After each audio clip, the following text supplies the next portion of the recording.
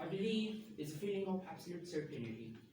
If you want to achieve anything in life, you need to get certain, and you will achieve it. You must believe in yourself.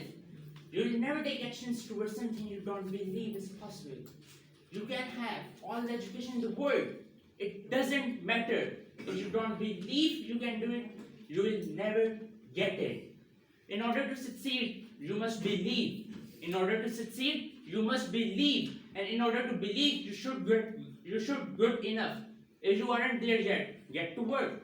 Get to work until you get the place where you know you will get it. You will make it and say, yes, I'll have it. I'll make it. I'll get it.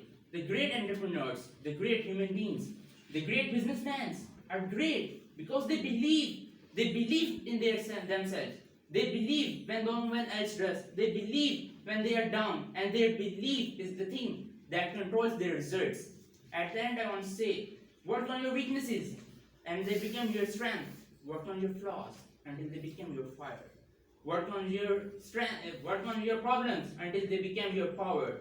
Just believe, believe, and believe in yourself.